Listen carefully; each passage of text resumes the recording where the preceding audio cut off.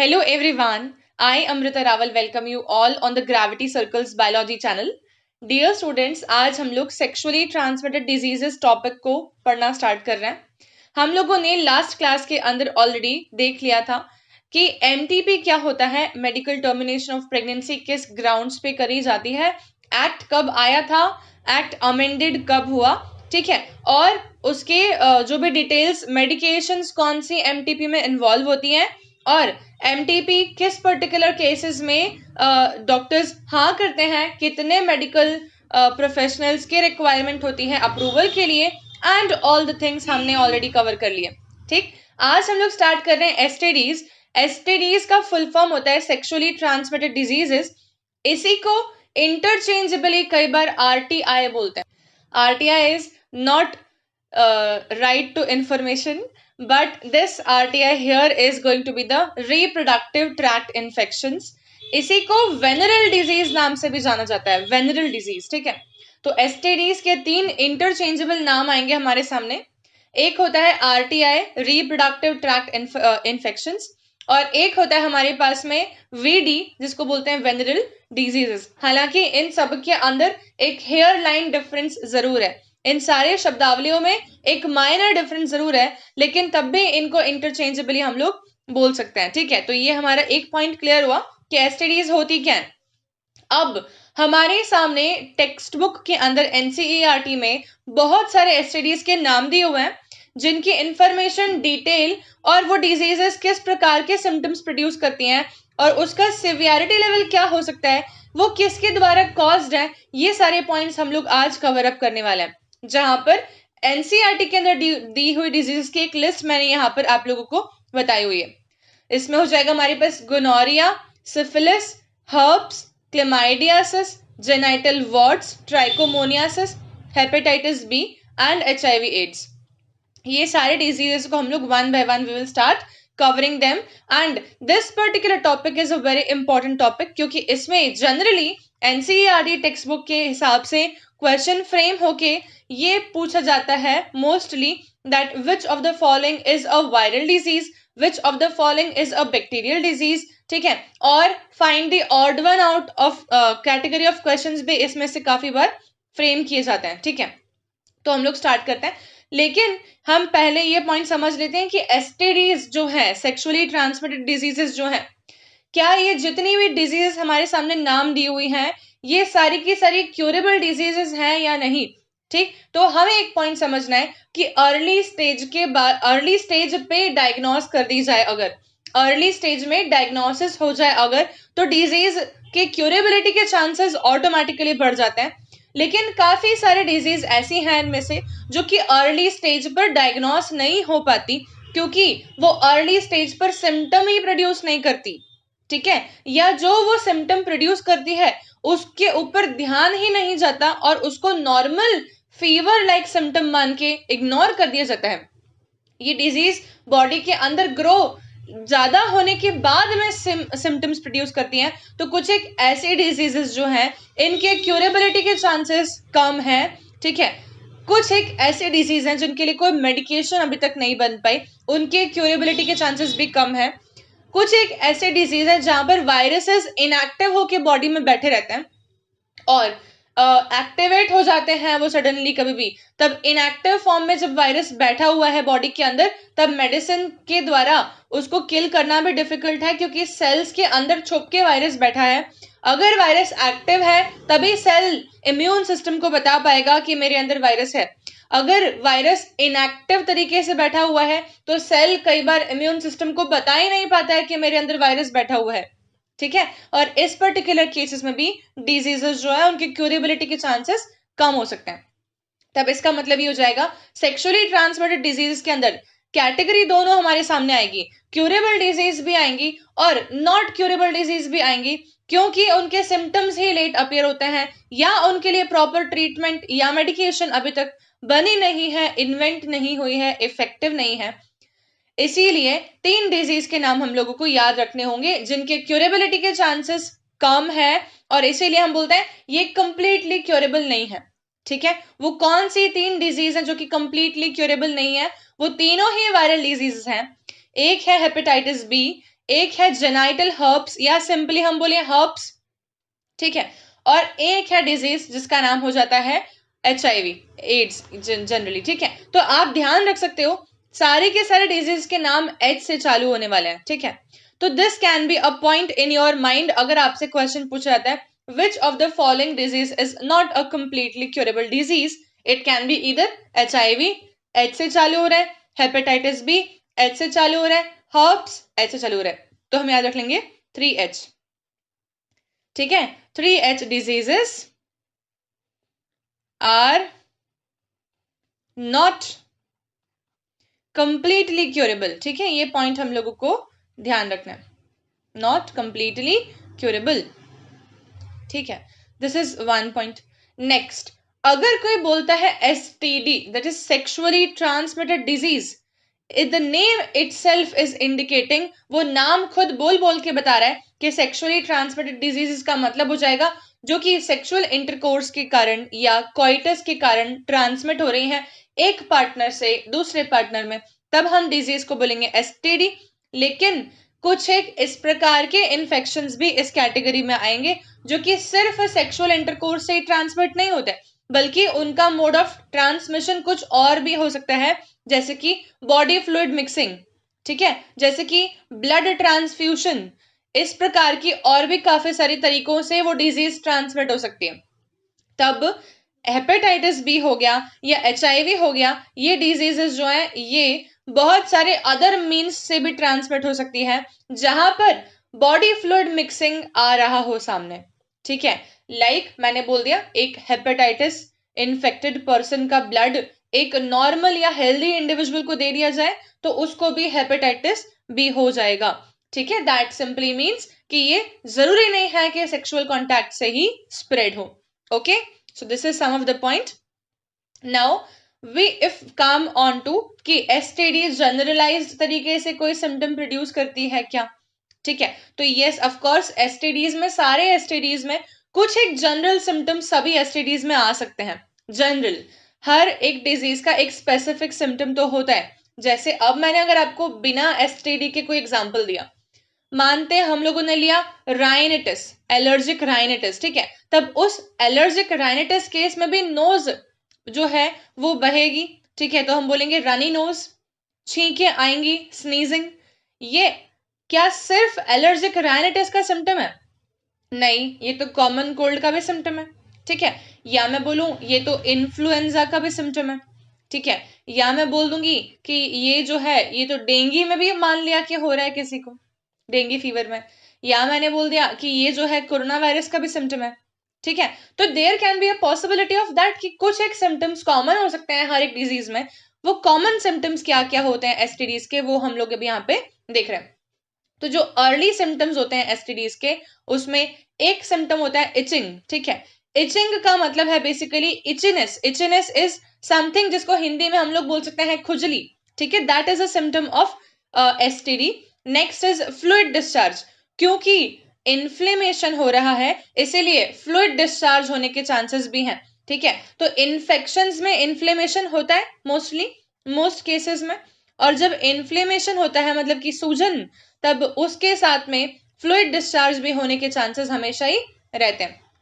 फिर हो जाएगा कि एक्सटर्नल जेनिटेलिया एरिया में पेन और स्वेलिंग ये भी देखने को मिल सकती है। सारे ही STDs में ये कॉमन सिम्टम्स है, ठीक है। अब इसमें अगर मैं इसको प्रॉपर टर्मिनोलॉजी के साथ बोलना चाहूं तो मैं क्या बोलूंगी, ठीक है। तो मैं बोल दूंगी वुल्वा इचिंग, ठीक है। अब समझ में आया? अब इसको हम क्या बोल देंगे, एक फीमेल में सिम्टम हो गया, ठीक है, वुल्वा इचिंग, ठीक है। पेनाइल इचिंग, अब ये सिम्टम किस में हो गया, मेल में हो गया, ठीक है। मैंने बोल दिया यूरेथ्राइटिस, मतलब क्या हो गया वो, मतलब वो यूरेथ्रा में इन्फ्लेमेशन इन्फेक्शन दोनों है। ये यूरेथ्राइटिस ये कॉमन हो सकता है, मेल फीमेल दोनों के लिए टर्म है, ठीक है। अब मैंने बोल दिया वेजाइनाइटिस, ये infection and inflammation in vagina है, वेजाइनाइटिस, ठीक है। तो इस प्रकार से टर्मिनोलॉजीज बदल जाएंगी लेकिन उनके मतलब यही होने वाले हैं, ठीक है। इनमें से ही कुछ ये अर्ली सिम्टम्स हो गए, आया समझ। अब देखते हैं अगर कोई डिजीज किसी इंसान को STD हुई है और उसने अर्ली स्टेज के सिम्टम्स को डॉक्टर को दिखा के कंसल्ट करके और मेडिसिन जो डॉक्टर ने दी वो ले ली और वो ठीक हो गया, तो अर्ली सिम्टम पे ही स्थगित हो गई, या हम बोलेंगे अर्ली सिम्टम पे डिजीज जो है वो रोक दी गई, ठीक है। लेकिन अगर कोई इंसान इन सिम्टम्स को जो है लेके बैठा हुआ है और डॉक्टर के पास नहीं गया है, या कोई प्रॉपर मेडिकेशन नहीं लिया है उस व्यक्ति ने, तब इस डिजीज के सिवियरिटी होने के चांसेस बढ़ जाते हैं और वो हो जाएगी फिर क्रॉनिक के फॉर्म में कन्वर्ट, ठीक है। जैसे कि ये सारे सिम्टम्स जो अभी आए थे ना हमारे सामने, ये सिम्टम्स हो जाते हैं एक्यूट सिम्टम्स, और जब सीवियर सिम्टम्स आएंगे तो हम उनको बोल देंगे क्रॉनिक सिम्टम्स, ठीक है, जो कि सीवियर सिम्टम्स होते हैं क्रॉनिक, ठीक है। क्रॉनिक सिम्टम्स के अंदर क्या होगा, इन्फेक्शन स्प्रेड हो जाएगा बॉडी में, एक्सटर्नल जेनेटेलिया से तक निर्धारित नहीं रह के इनफैक्ट बॉडी में डक्ट पोर्शन में पहुंच जाएगा। जैसे कि फीमेल के केस में बात करें तो फीमेल के केस में इन्फेक्शन जो है वो वेजाइना तक पहुंच गया, वेजाइना से सर्विक्स में पहुंच गया, सर्विक्स से यूट्रस में पहुंच गया, ठीक है, फैलोपियन ट्यूब में पहुंच गया, ओवरी में पहुंच गया, ठीक है। तब इस केस में क्या होगा, पेन क्या सिर्फ या इचिंग क्या सिर्फ एक्सटर्नल जेनिटेलिया तक निर्धारित होने वाली है? ऑफ कोर्स नॉट, ये इन्फेक्शन वाइड स्प्रेड हो गया है, क्योंकि इसीलिए अब पेल्विक एरिया में भी पेन फील हो सकता है फीमेल को, ठीक है, पेल्विक सोरनेस, अब्डोमिनल क्रैम्प्स, ठीक है, damage to the fallopian tube, damage to the uterus, damage to the cervix, ठीक है। तो सोचो इनके डैमेज से फिर क्या प्रॉब्लम हो सकती है, क्या एक फैलोपियन ट्यूब में अपर्चर हो जाना, छेद हो जाने के कारण से फीमेल की प्रेगनेंसी के टाइम पे उसको प्रॉब्लम आएगी? बिल्कुल चांसेस है। उसको एक्टोपिक प्रेगनेंसी हो सकती है, मतलब कि उसका जो इम्प्लांटेशन है वो कहीं और ही हो जाए, है ना, वो यूट्रस में ना हो के पहले ही फैलोपियन ट्यूब में हो जाए।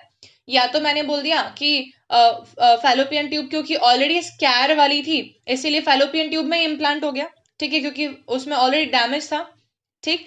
इसी प्रकार से अगर यूट्रस में प्रॉब्लम है, ठीक है, तो न्यूट्रिशन प्रॉपर नहीं मिल पाया बेबी को, तो स्टिल बर्थ, डेड बेबी का बर्थ भी हो सकता है, बहुत सारी और चीजें आ सकती हैं।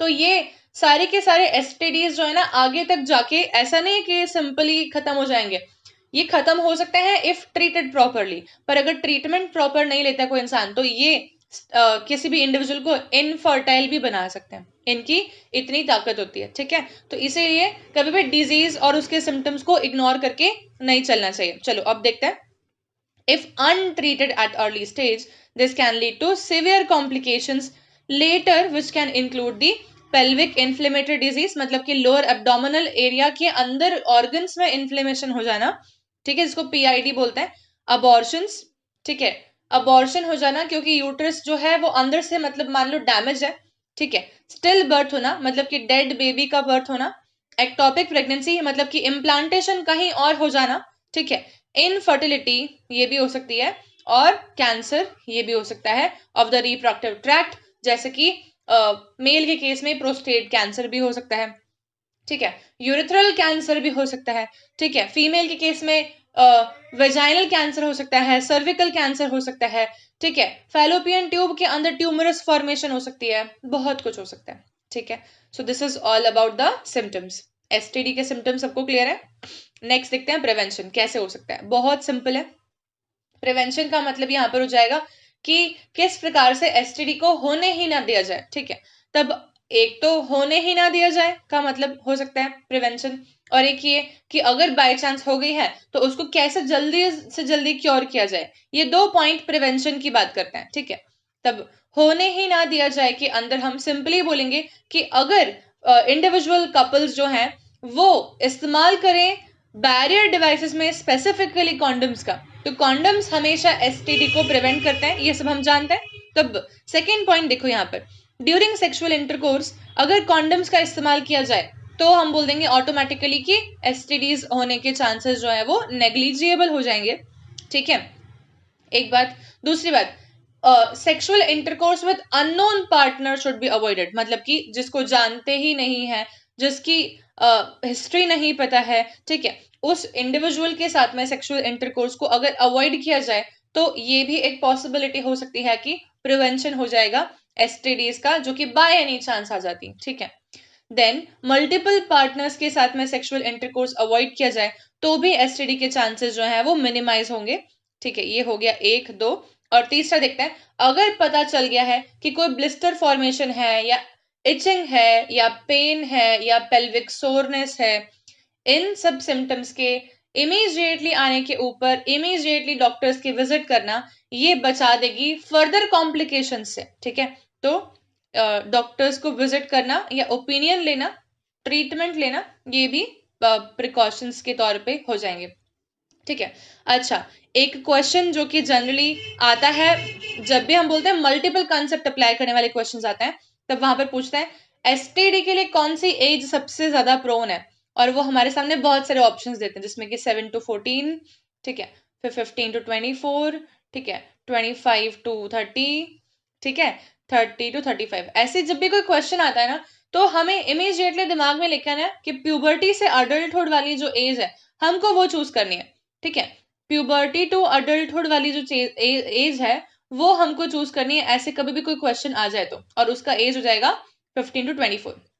अब मान लो कि क्वेश्चन ऐसा नहीं दिया, एग्जामिनर ने थोड़ा उम्र इधर उधर कर दी, ठीक है, उन्होंने लिख दिया ऐसे करके, उन्होंने लिख दिया मान लो 6 to 15, ठीक है, फिर उन्होंने लिख दिया कि 16 to 26, ठीक है, ऐसा कुछ लिख दिया, तब भी हमको दिमाग लगा के आंसर चूज करना है, अडल्टहुड और प्यूबर्टी के नजदीक का रेंज जो है, बीच का रेंज जो है वो चूज करना है।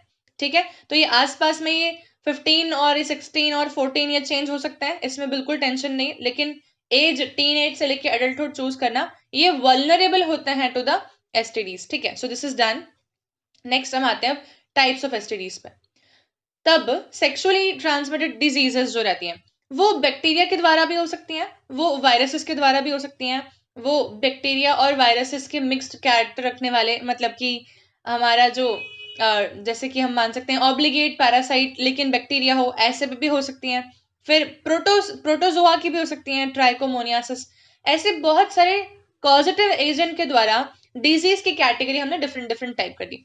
हम पढ़ेंगे बैक्टीरियल एसटीडीज, ठीक है, जिसमें बहुत सारे एग्जांपल्स देखेंगे, वायरल एसटीडीज, ठीक है, फिर हम पढ़ेंगे STDs caused by chlamydia, protozoal STDs, ये सारी एग्जांपल्स हम लोग कंप्लीट करने वाले हैं। ठीक है, चलो देखते हैं अब फटाफट से। ओके, पहले स्टार्ट कर रहे हैं बैक्टीरियल एसटीडीज में एक बहुत ही इंपॉर्टेंट एसटीडी का एग्जांपल जिसका नाम है सिफिलिस। सिफिलिस, ठीक है, syphilis is basically a disease जिसको मतलब वो डिजीज की सिवियरिटी बहुत हाई जा सकती है अगर ट्रीटमेंट प्रॉपर नहीं मिलता है तो। ये डिजीज को कॉज करने वाला जो एजेंट है उसका नाम होता है ट्रिपोनिमा पैलिडम। ठीक है, क्या नाम होता है?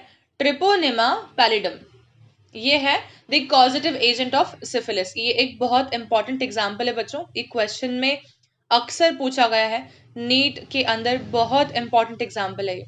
ठीक है, अब इस डिजीज को हम लोग एकदम ध्यान से देखते हैं। ठीक है, ये डिजीज के कुछ एक स्टेजेस हो सकते हैं, स्टेजेस। ठीक है, हम बात करते हैं स्टेजेस में प्राइमरी सिफिलिस, हम बात करते हैं सेकेंडरी सिफिलिस, हम बीच में बात करेंगे एक और, ये 1 हो गया, ये 2 हो गया, फिर मैं तीसरा लिख रही हूँ यहाँ पर लेटेंट सिफिलिस, लेटेंट सिफिलिस, और चौथा हम लोग देख रहे हैं यहाँ पर वो हो जाएगा टर्शरी सिफिलिस। ठीक है, तो बेसिकली देखा जाए तो इसकी 3 स्टेजेस हैं, लेकिन हमने लेटेंट जबरदस्ती बीच में इंट्रोड्यूस कर दी। ठीक है, तो हमको 4 माननी है, देखो 4 ही होंगी स्टेज ऑफ सिफिलिस में, प्राइमरी, सेकेंडरी, लेटेंट और लेट सिफिलिस। लेट सिफिलिस को टर्शरी सिफिलिस भी बोलते हैं। ठीक है, अब देखो पहले स्टेज में क्या होता है, किसी इंसान को सिफिलिस था, ठीक है, और उस सिफिलिस वाले इंडिविजुअल के साथ में सेक्सुअल इंटरकोर्स परफॉर्म करते समय पार्टनर को भी सिफिलिस आ गया, तब सिफिलिस के सिम्टम क्या आएंगे?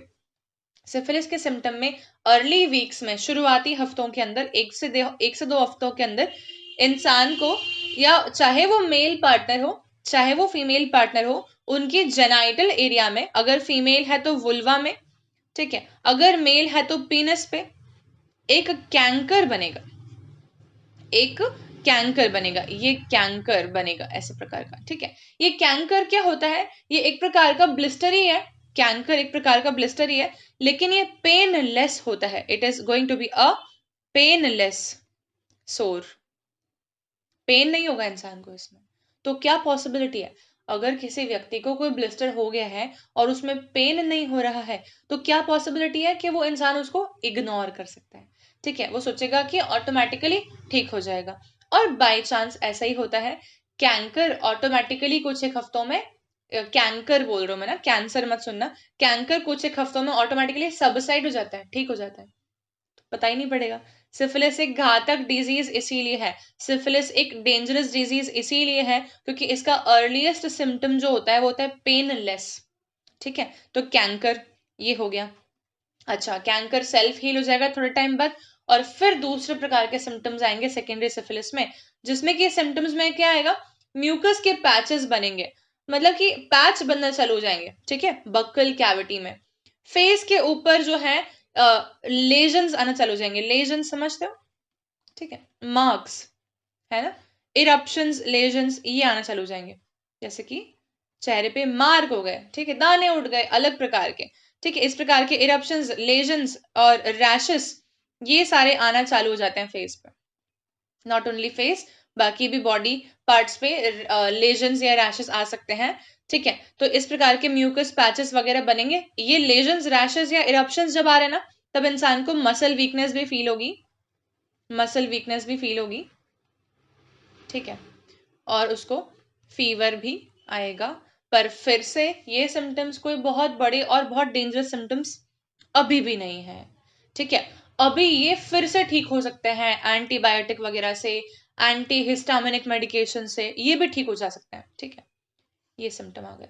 यहां तक भी अगर ट्रीटमेंट ढंग से नहीं किया ना, यहां पर भी नहीं किया, यहां पर भी नहीं किया, और इधर भी नहीं किया, ठीक है, इधर भी नहीं किया, ठीक है, और नॉर्मल जो एक्चुअल एंटीबायोटिक लेनी है वो एंटीबायोटिक की कैटेगरी नहीं लेके और कोई दूसरी ले ली, मानो कि खांसी के लिए सिफिक्सम लेते हैं जनरली लोग, वो ले ली।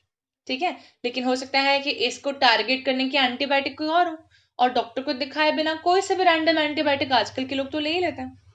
मार्केट जाते हैं, जाके एजिथ्रोमाइसिन उठा के लाते हैं, 3 गोलियां खाते हैं, 3 दिन में ठीक।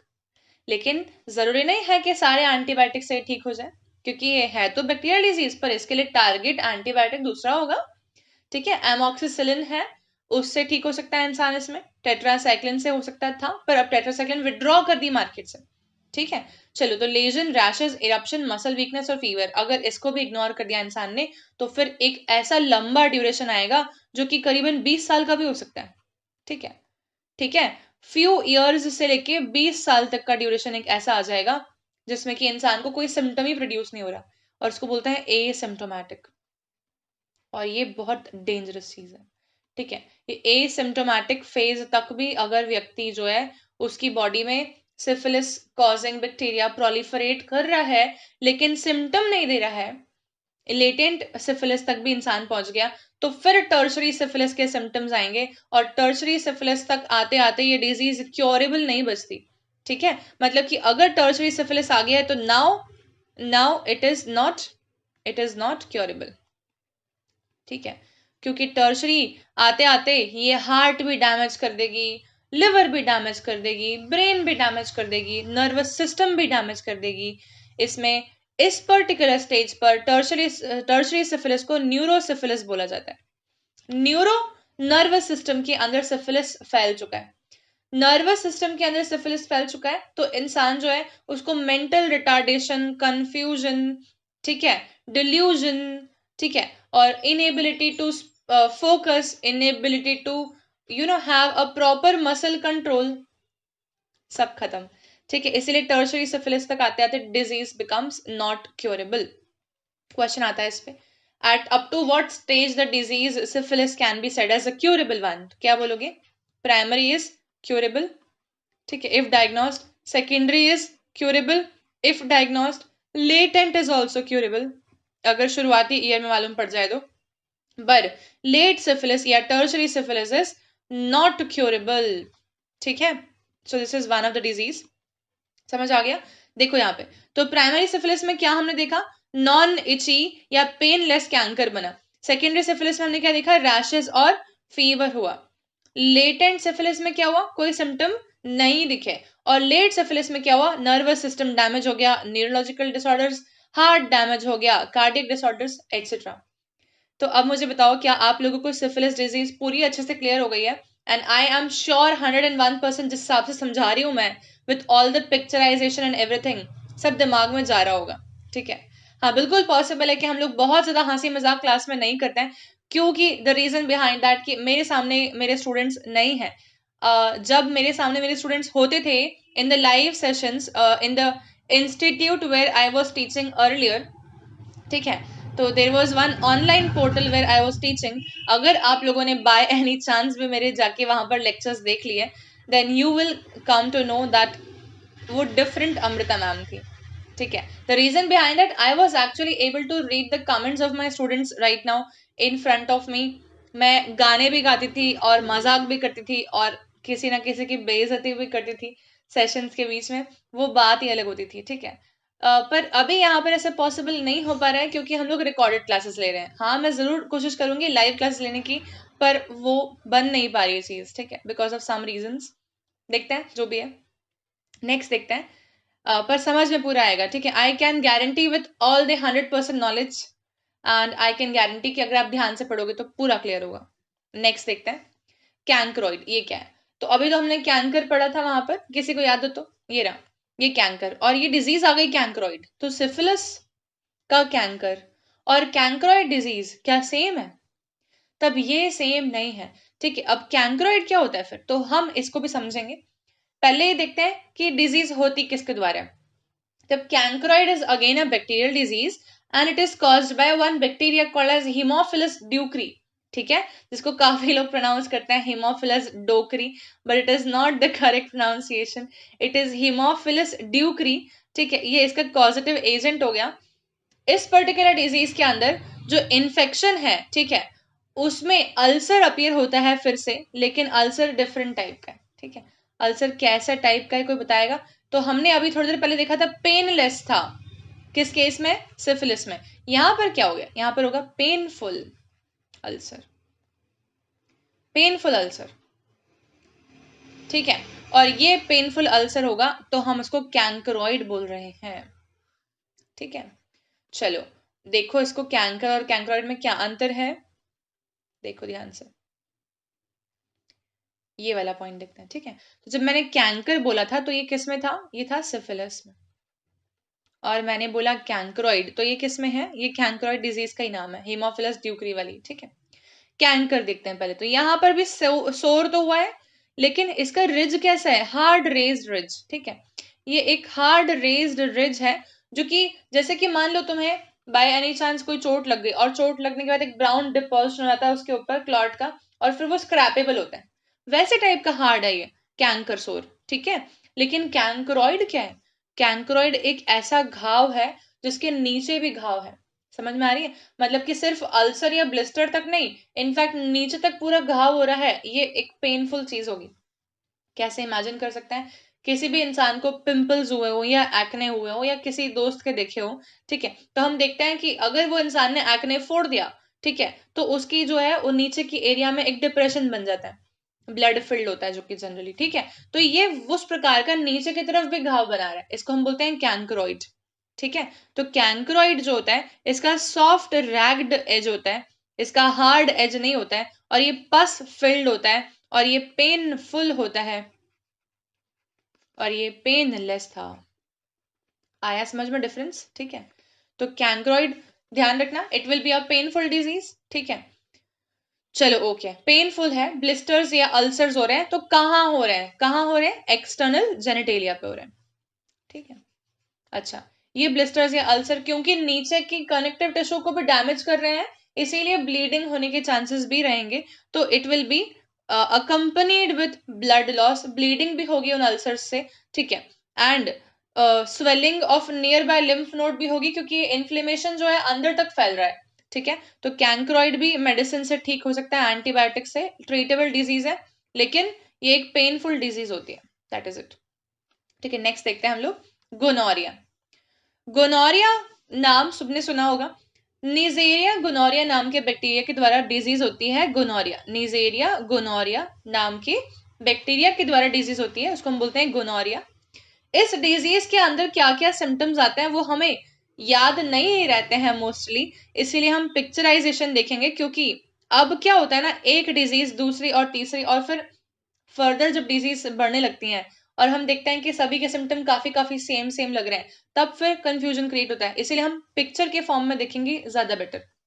देखो, फीमेल को अगर निजेरिया गोनोरिया हुआ है तो उनको अब्डोमिनल पेन होगा, ठीक है, और सेक्सुअल इंटरकोर्स के दौरान भी पेन होगा। फीमेल के बॉडी में वेजाइनल डिस्चार्ज बढ़ जाएगा और वेजाइनल अबनॉर्मल ब्लीडिंग होने के चांसेस भी हैं। ये होता है गोनोरिया में, ठीक है। वहीं पर अगर ये डिजीज मेल में हो रही है तो मेल के अंदर यूरेथ्रा, क्योंकि कॉमन यूरिनोजेनाइटल डक्ट है, हम सब जानते हैं, और यूरिनोजेनाइटल डक्ट है इसीलिए वो जेनाइटल ऑर्गन्स का सप्लाई तो ले ही रही है, ऑफ कोर्स ही बात है, वो यूरिनरी ब्लैडर से भी कंटेंट ले रही है, ठीक है। यूरिनरी ब्लैडर जो है उससे ऊपर की तरफ जो यूरेटर है वो जाके किडनी में ओपन होती है, मतलब बेसिकली यहाँ पर लूप थोड़ा बड़ा हो गया। अगर इन्फेक्शन हुआ तो सब जगह फैलेगा, ठीक है, इसीलिए किडनी भी इन्फेक्ट हो सकती है, यूरिनरी ट्रैक्ट इन्फेक्शन भी हो सकता है, pain and burning sensation during urination हो सकता है, क्योंकि इन्फ्लेमेशन प्रेजेंट है यूरेथ्रा में, तो जगह कम हो गई यूरिन पैसेज के लिए, ठीक है, और इसीलिए पेन होने के चांसेस हैं। Inflammation of the phenyl area, testicles swollen हो जाए, ठीक है, एंड डिस्चार्ज फ्रॉम पीनस, ये सारे सिम्टम्स आते हैं गोनोरिया में। बहुत डिफिकल्ट नहीं है, सिर्फ इतना ध्यान रखना, increased mucus and pus discharge होगा, ठीक है। देख लो, the bacteria lives in the genital tubes, कहाँ रहता है, जेनाइटल ट्यूब्स में, and produces pus containing discharge, pain around the genitalia and burning sensation during the urination. 2 से 5 दिन में अगर ये बैक्टीरिया किसी भी पार्टनर से जो कि इन्फेक्टेड था उससे हेल्दी पार्टनर में आ गया है तो 2 से 5 दिन के अंदर उस पार्टनर को भी डिजीज के सिम्टम्स आना चालू हो जाएंगे, ठीक है। ये भी एंटीबायोटिक से ट्रीटेबल है, इसके लिए पेनिसिलिन और एम्पेसिलिन के जैसे एंटीबायोटिक दिए जाते हैं। ये बहुत पुराना डेटा होता है, ठीक है, अभी पेनिसिलिन बैन कर दिया गया है क्योंकि इससे डिजीज एनाफाइलेक्टिक रिएक्शन हो जाती है, शॉक लग सकता है इंसान को, तो पेनिसिलिन अब मार्केट में नहीं आता, एम्पिसिलिन आता है मार्केट में, और इसका बेटर डेरिवेटिव होता है एमॉक्सिसिलिन, और वो भी मार्केट में अवेलेबल रहता है, ठीक है। कौन सा होता है बेस्ट, एमॉक्सिसिलिन। चलो, तो ये हो गई हमारी तीनों बैक्टीरियल डिजीजेस कंप्लीट गोनोरिया तक, ठीक है। तो अब मुझे बताओ क्या क्या समझा हमने। हमने समझा अभी बैक्टीरियल डिजीज में 3 पढ़ी हमने, एक सिफिलिस पढ़ी है, ठीक है, हमने फिर पढ़ी है कैंक्रोइड, और हमने पढ़ी है गोनोरिया। गोनोरिया कॉज होती है नीजेरिया गोनोरिया से, कैंक्रोइड कॉज होती है हीमोफिलस ड्यूक्री से, सिफिलिस कॉज होती है ट्रिपोनिमा पैलिडम से। सिफिलिस में स्टेजेस वाली बात होती है, ठीक है, और उसमें एक पेनलेस कैंकर होता है। कैंकरॉइड में पेनफुल कैंकर होता है, ठीक है, कैंकरॉइड होता है, अल्सर होता है, ठीक है, और गोनोरिया के केस में पस डिस्चार्ज बढ़ जाता है और इन्फेक्शन बढ़ जाता है, इसमें कोई सोर या कैंकर या अल्सर ऐसा देखने को हमको नहीं मिलता, ठीक है। So these are the diseases. अब नेक्स्ट हम लोग पढ़ते हैं viral diseases in the very next class of STD, ठीक है। तो वायरल डिजीजेस में हम लोग HIV, एड्स, हेपेटाइटिस बी वगैरह डिस्कस करते हैं। So bye everyone, and please don't forget to like, share and subscribe my channel. Thank you so much.